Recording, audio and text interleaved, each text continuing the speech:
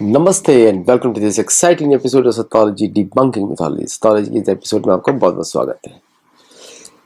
अभी 4-5 घंटे पहले ट्रम्प पे अटैक हुआ और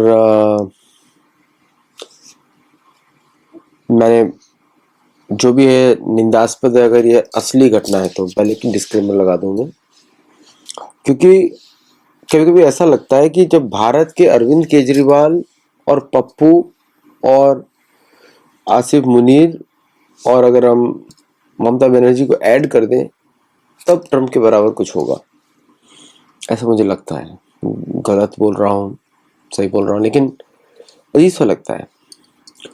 अमेरिका की secret service is one of the strongest secret service forces in the world, strongest. और द अमाउंट ऑफ टेक्नोलॉजी दे है, मैं बता नहीं सकता हूँ कि क्या क्या वो स्कैन कर सकते हैं। आपकी आंखों को देख के आपका ब्लड ग्रुप बता सकते हैं, आपकी आंखों को देख के बता सकते हैं कि अगर आपके अंदर कौन सा डिजीज है वो भी स्कैन कर सकते हैं आपका। And they use all kinds of ultra modern technologies to scan people. कोई मास्क लगा के नहीं आ सकता, कोई नहीं। They can scan behind your skin. उनको पता लग जाएगा कि आपकी स्किन, आपने मास्क पहना है या नहीं पहना है, सब बता देंगे वो। How did they miss out?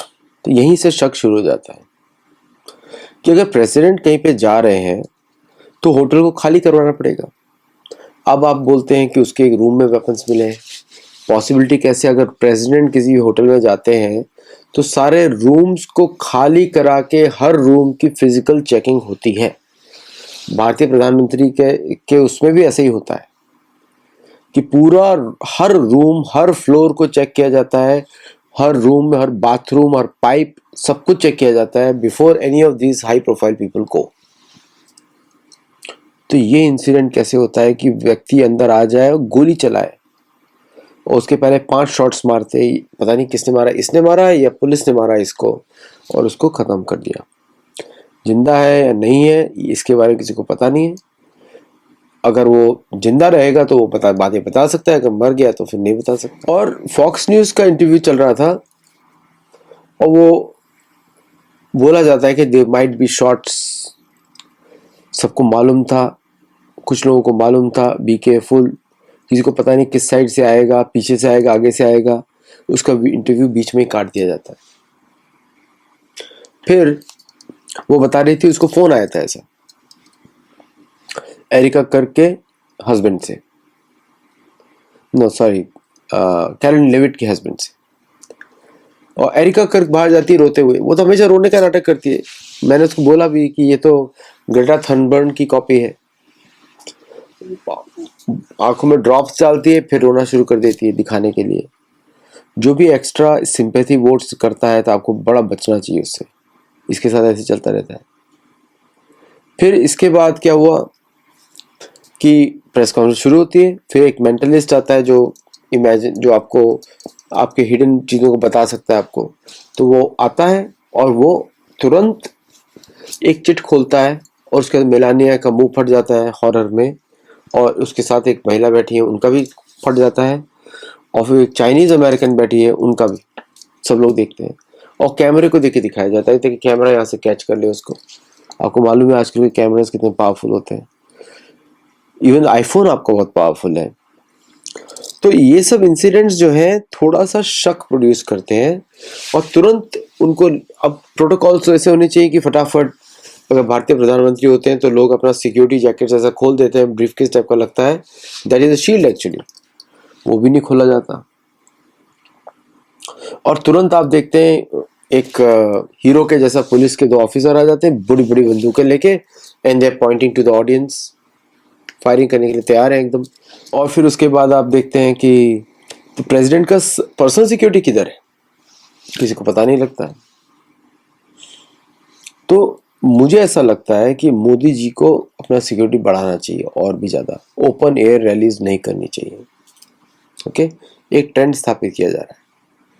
साथ में एक और लोगों ने पब्लिश किया कि लोग इजराइल में सर्च कर रहे थे। इस व्यक्ति का नाम क्या है?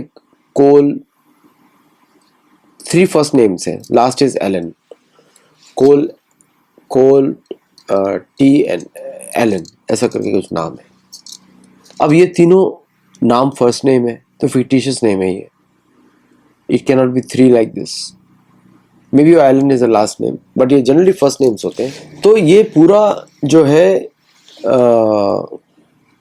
अजीब सा लग रहा है, सिस्टम ही पूरा अजीब सा लग रहा है. नाउ आप देखते हैं कि तुरंत इसके बाद प्रेस कॉन्फ्रेंस में चले जाते हैं और बोलते हैं कि I want piece, the nation should unite, drop the differences, be together. अभी ऐसे मौके पे कौन जो है यूनिटी की इस तरह की बातें करेगा, जैसे बहुत बड़ा डिवीजन हो गया है. और फर्स्ट इंसिडेंट हुआ था बटलर पेंसिल्वेनिया में, जो इनके साथ हुआ था. आपको मालूम ही है कि कान से गोली गई थी. उसका इन्वेस्टिगेशन ट्रम्प ने खुद ही रुकवा दिया. उस पर कोई इन्वेस्टिगेशन नहीं हुआ, क्योंकि होना चाहिए था. और कंट्री को डिमांड करना चाहिए. बट आपको तो मालूम ही, कॉलोनी है, कॉलोनी में सिटीजन चुप रहते हैं, उनको डर रहता है हमेशा, क्योंकि कुछ भी कोई भी कर सकता है कॉलोनी में.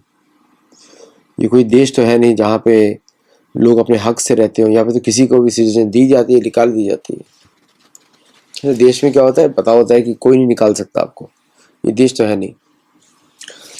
सो पूरा इंसिडेंट ही ऐसा लग रहा है कि स्टेज्ड है. मैं उस कंक्लूजन पे अभी नहीं जाऊंगा, because I will wait for 1 month. क्योंकि हमारे सोशल मीडिया पे, जो अमेरिकन सोशल मीडिया पे बहुत सारे इन्वेस्टिगेटर्स होंगे, वो इसकी हर एंगल से देखेंगे इसको, और फिर वो कंक्लूजन पे आएंगे. जैसे कि बटलर पेंसिल्वेनिया के इंसिडेंट में सबने एनालाइज किया और कंक्लूजन निकला कि जो दिखाया गया था टायलर रॉबिन्सन जिसने गोली चलाई है, उसकी बंदूक से और गोली से, और जो गोली पास की थी, दोनों कोई कनेक्शन ही नहीं है. ये आया पिछले इन्वेस्टिगेशन में, as per the publicly social media investigation and the sheriff's report. Sheriff's report ने बोला कि इसकी बंदूक से गोली नहीं चली है टायलर रॉबिन्सन के, जो पिछला इंसिडेंट हुआ था बटलर वाला. इस इंसिडेंट का हम लोग को कुछ पता नहीं है, क्योंकि ये व्यक्ति कुछ है नहीं. कुछ लोग बोल रहे हैं टॉरेंस कैलिफोर्निया से है, कुछ लोग बोल रहे हैं पाकिस्तानी है, क्योंकि बहुत सारे पाकिस्तानी पासपोर्ट मिलने के बाद अपना नाम बदल देते हैं पासपोर्ट में. तो जैसे डेविड कॉलमन हेडली, वो जो आपको पता है ना, जो जिसने अमेरिका 26/11 भारत में करवाया था, जो FBI की कस्टडी में है अमेरिका में, तो उसका नाम भी ऐसे ही लाया गया था, तो उसने नाम बदल दिया था यहाँ पे. ये पूरा इंसिडेंट जो है बड़ा, आप देखिए कि कौन सा देश का जो मोस्ट पावरफुल कंट्री बोलता है इतनी बार उस पर आक्रमण किया जा सकता है.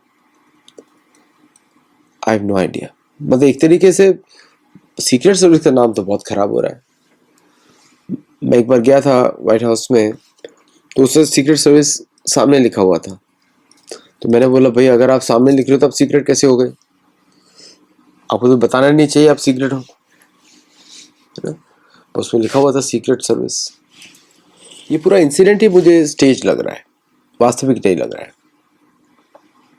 उससे कुछ कारण बताता हूँ क्यों ऐसा मुझे लग रहा है कि ये पहली बात तो कोई प्रायर इंटेलिजेंस नहीं है, जबकि अमेरिकन इंटेलिजेंस को बहुत टॉप नॉच माना जाता है. दूसरा, प्रेसिडेंट कहीं पे जा रहे हैं तो एरिया पूरा सैनिटाइज होना चाहिए. तीसरा, कि जो पोस्ट इवेंट रिएक्शन है that is the most unprofessional. और वो इसलिए अनप्रोफेशनल है, अभी तो पीठ एक्सेस भाग के जा रहा है जैसे कि गार्ड है, अभी वो देख लेगा. वो तो ऐसे ही घूमता है ना ताव में, सो बोलता है ऐसे सिक्योरिटी गार्ड भी ढूंढेगा, वो भी ढूंढ लेगा, लेंस लेके जा रहा है कहीं पे. आप डिफेंस सेक्रेटरी हो गए, आपको ये सब, you need to work in the procedures. Kash Patel का बाद में हुआ. कैश पटेल बोलता है will get to the root. पिछली बार तो रूट पे पहुंचे नहीं थे, इस बार कैसे पहुंचोगे? और डर डर के देख रहा है पीछे ट्रम्प की तरफ, और ट्रम्प नाराज खड़ा हुआ है, बोल रहा है तुम्हारी वजह से ऐसा हुआ. तो शायद ट्रम्प, कैश पटेल के जाने का समय आ गया है. और आज सुबह ही ट्रम्प ने, ईरान और ट्रम्प के बीच वार्तालाप बंद हो गई. कोई भी जेरेड कश्नर, स्टीव विटकॉफ, कोई भी जेडी वांस, कोई भी नहीं जाने को तैयार. 18 बोलते फोन पे बात कर लेना, फोन कर लेना मुझे अगर कुछ डिसीजन होगा तो.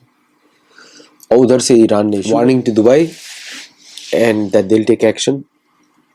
और फिर एक और चीज पता लगी कि ईरान ने दुबई में बहुत सारे रडार्स को बर्बाद किया, जिसकी वजह से इराक में, ईरान में, टर्की में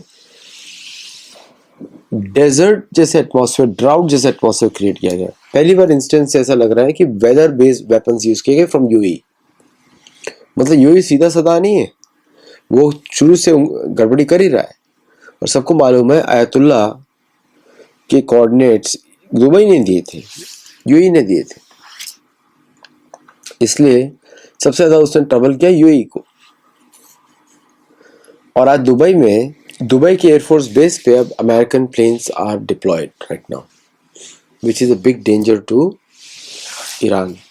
और ईरान ने, आपको मालूम ही है कि इन द एनालिसिस आ रहा है कि they use F-5 planes to bombard. तो एयरफोर्स से ही बम्बार्डमेंट किया था उन्होंने, बहुत सारा बम्बार्डमेंट।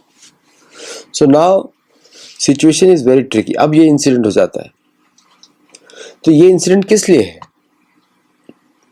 बॉलरूम का इंसिडेंट आता है कि बॉलरूम पे अप्रूवल्स नहीं मिल रहे थे, क्योंकि ballroom is a bomb shelter, military bomb shelter, जिसको कांग्रेशनल अप्रूवल चाहिए होती है।